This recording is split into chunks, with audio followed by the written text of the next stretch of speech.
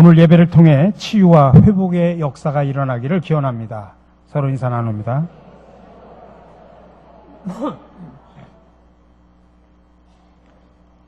전에 한번 아시시의 성자 프란체스코에 대한 일화를 말씀드린 적이 있습니다.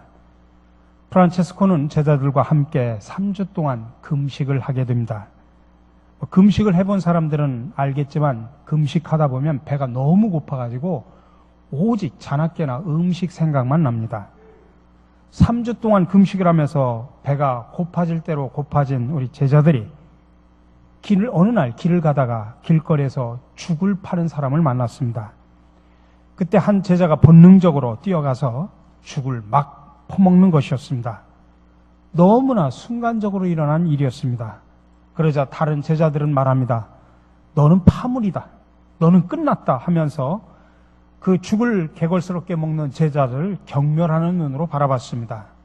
그리고 갑자기 분위기는 싸늘해졌습니다. 다른 제자들은 정신없이 죽을 먹고 있는 그 제자들을 우두커니 서서 바라보고 있을 뿐 아무도 입을 열 수가 없었습니다. 근데 한참 동안 죽을 개걸스럽게 먹던 그 제자는 잠시 후에 제정신에 돌아오자 자신이 먹고 있던 죽을 질질 흘리면서 어찌할 줄을 몰라 했습니다. 근데 이 어색한 분위기를 깬 사람은 다름 아닌 프란체스코 선생이었습니다. 갑자기 프란체스코도 죽을 파는 사람에게 가서 죽 한 그릇을 달라고 해서 그것을 그때부터 막 개걸스럽게 퍼먹기 시작을 합니다. 아무 말도 하지 못하고 우두커니 서 있던 제자들은 더 다시 한번 깜짝 놀라게 됩니다. 그때 프란체스코가 제자들에게 말합니다. 여러분, 실은 나도 무척 배가 고픕니다. 그러니 오늘 이 시간부로 금식을 끝냅시다. 자, 그러니 여러분들도 와서 함께 맛있게 죽을 먹읍시다. 사실 그때 당시 프란체스코는 금식을 포기할 만큼 죽을 먹고 싶었던 것은 아니었습니다.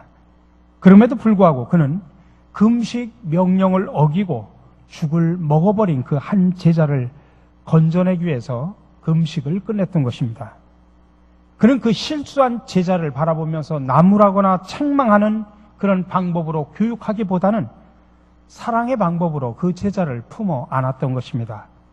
비록 스승으로서의 우염은 땅에 떨어지고 그의 자존심은 망가졌음에도 불구하고 프란체스코는 실수한 제자를 사랑으로 품는 방법을 선택을 한 것입니다.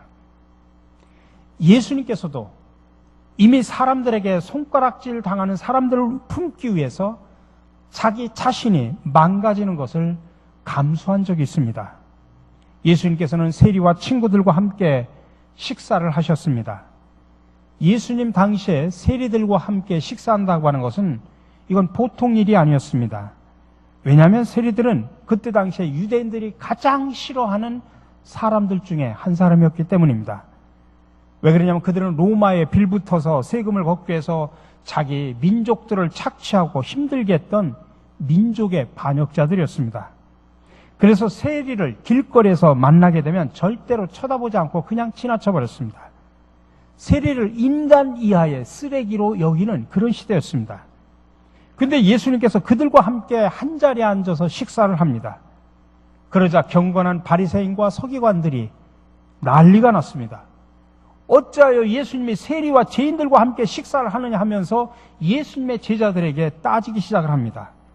그때 예수님께서 그 말을 듣고 이렇게 말씀하셨습니다. 마가복음 2장 17절입니다.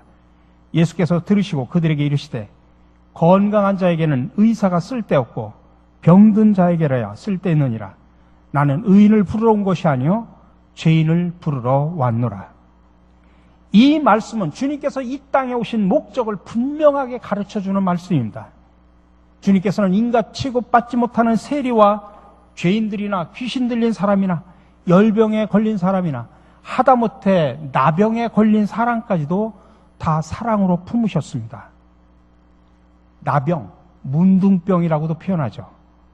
지금은 옛날보다는 인식이 많이 좋아져서 그렇습니다만은 예수님 당시의 그 나병은 저주받은 병으로 인식되었습니다.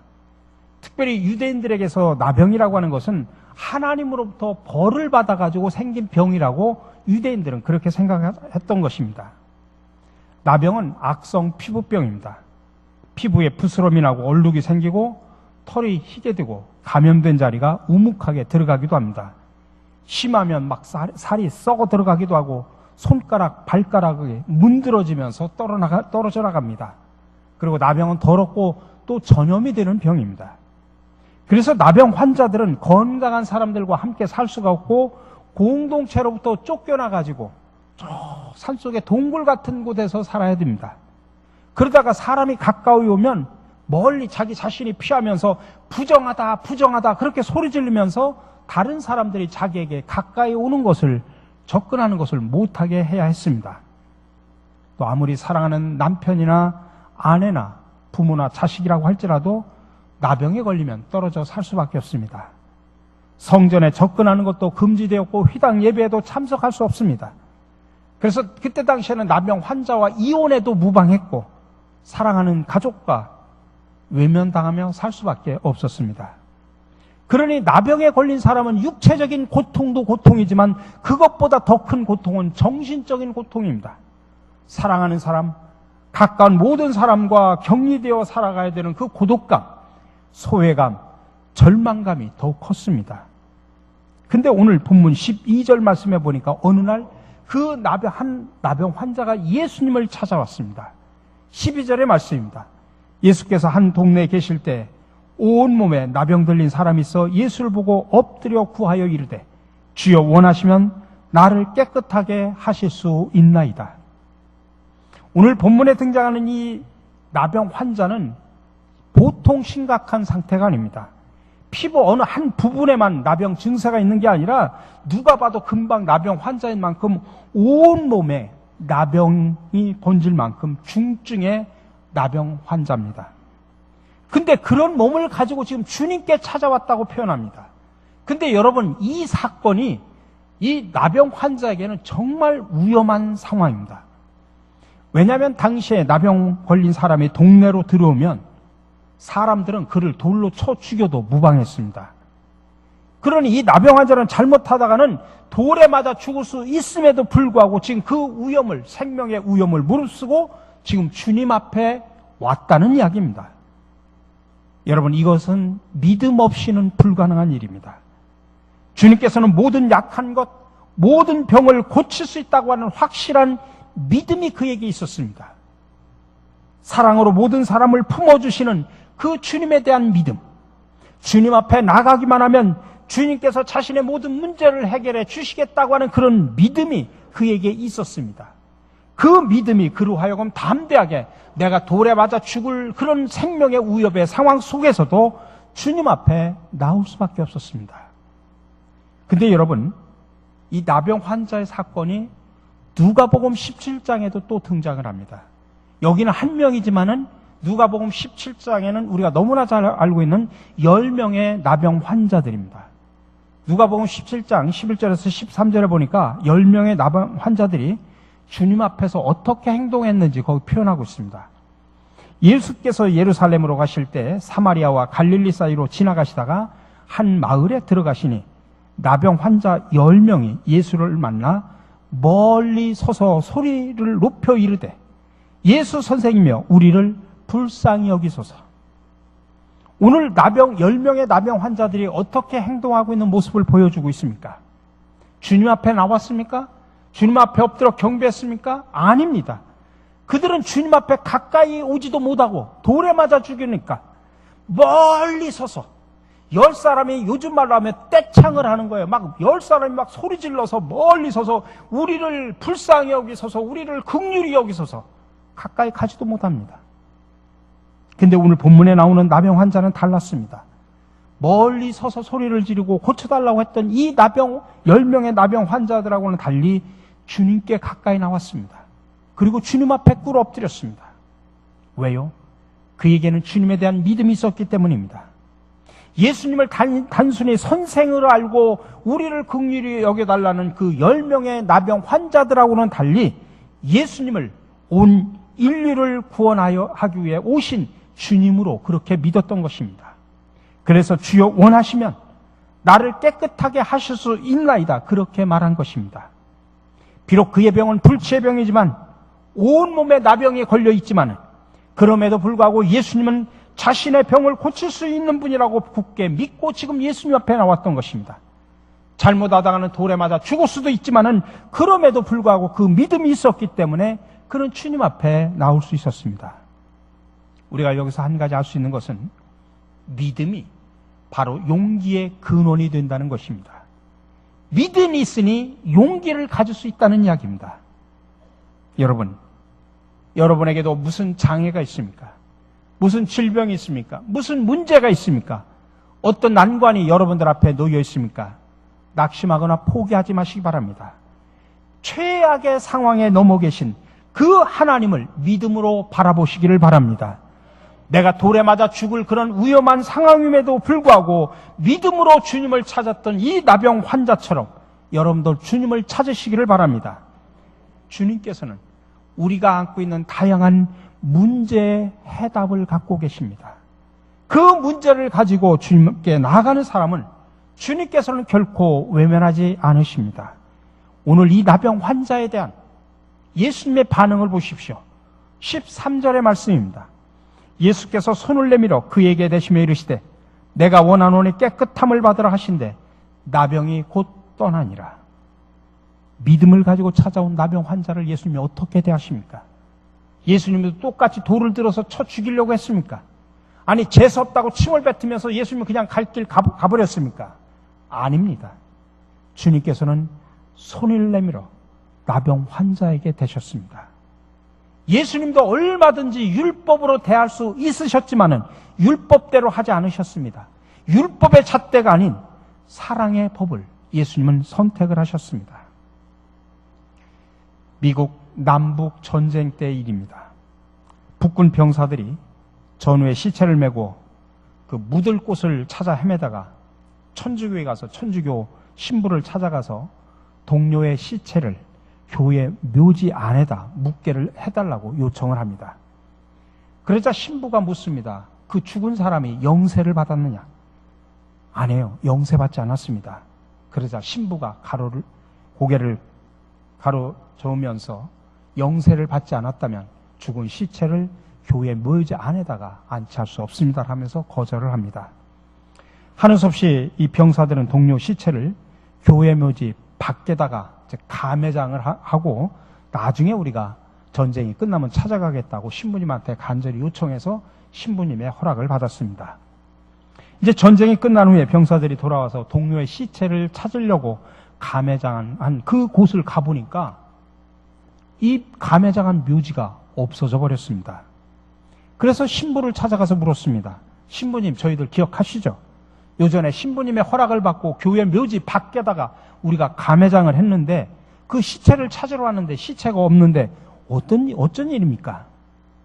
나중에 알고 보니까 그 신부는 병사들이 돌아가고 나서 밤새도록 고민하다가 다음날 아침 일어나자마자 묘지 울타리를 더 넓게 옮겼답니다. 묘지 울타리를 그 가매장한 묘 밖으로 넓게 둘러 쳐버린 겁니다. 그래서 그 병사의 시체는 교회 묘지 안으로 결국 들어오게 된 것입니다. 영세받지 않은 사람의 시신을 교회 묘지에 묻는 것은 교회법의 위반이기 때문에 교회 묘지에 묻게 해달라고 하는 병사들의 부탁은 거절했지만 그 신부는 밤새도록 율법이냐 사랑이냐 이것을 고민하다가 결국에는 사랑의 법을 따랐다고 하는 것입니다. 오늘 본문을 보면 주님께서는 율법의 잣대, 율법의 법을 따르지 아니하시고 사랑의 법을 선택하셨습니다. 그래서 나병 환자를 만난 주님께서는 사랑으로 그 나병 환자를 안아주시고 그에게 손을 내미셨습니다. 그냥 형식적으로 한 것이 아닙니다. 오늘 이 말씀이 마가복음 1장에도 나오는데 거기에는 이 똑같은 본문에 한 단어가 첨가되어 있습니다. 마가복음 1장 41절에 보니까 예수께서 불쌍히 여기사 손을 내밀어 그에게 대시며 이르시되 내가 원하노니 깨끗함을 받으라. 여기에는 불쌍히 여기셨다는 말을 더 포함하고 있습니다. 이 불쌍히 여기셨다는 말의 본뜻은 뭐냐면 주님의 마음이 긍휼히 여기는 사랑의 심정으로 가득 찼다라고 하는 뜻입니다. 우리가 자녀들을 키우면서 자녀가 어디 아프고 자녀가 어렵고 자녀가 고통스러울 때 부모의 마음이 어떻습니까? 내 자녀의 아픔이 내 아픔이었으면, 자녀의 고통이 내 고통이었으면 하는 게 다 부모의 심정이지 않습니까? 부모의 애끓는 마음, 그런 마음입니다. 중국의 진나라 때 일입니다. 왕을 수행하던 한 신하가 원숭이 새끼를 붙잡아가지고 배로 데리고 왔습니다. 근데 어미 원숭이가 붙잡혀간 새끼를 따라서 계속 쫓아옵니다. 그래서 신하들은 배를 육지에서 얼른 띄워버렸습니다. 배가 강줄기를 따라 하류로 떠내려가자 이 어미 원숭이는 포기하지 않고 강 언덕을 따라서 슬피 울면서 나무 가시밭길을 언덕을 헤치고 계속 따라옵니다. 그래도 배는 아랑곳 없이 갑니다. 왕이 탄 배가 한 천리쯤 강줄기를 따라서 내려간 후에 어느 언덕에 가까이 대자 갑자기 어디서 나타났는지 어미 원숭이가 갑자기 배로 뛰어 들어오더니 그 자리에서 죽더랍니다. 하도 이상해서 신하들이 그 원숭이의 배를 갈라봤더니 새끼를 잃은 슬픔이 너무나 크고 안타까워서 어미 원숭이의 창자가 가닥가닥 끊어져 있더랍니다. 이때부터 참을 수 없는 그런 슬픔을 당할 때, 정말 창자가 끊어지도록 슬프다고 할 때, 그래서 단장이라는 말이 여기서부터 유래가 되었다는 이야기입니다. 그러니까 창자가 끊어지도록 고통스럽고 안타깝다라고 하는 말은 부모의 자식에 대한 애끓는 마음들을 표현하는 그런 말입니다.